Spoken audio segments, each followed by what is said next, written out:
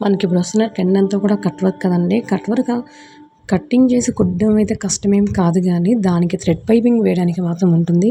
చాలా అంటే చాలా రిస్క్ అండి. ఇది స్టిచ్చింగ్ చేసే వాళ్ళకైతే కంపల్సరీగా మాత్రం మంచి ఎక్స్‌పీరియన్స్ అయితే ఇందులో ఉంటుంది.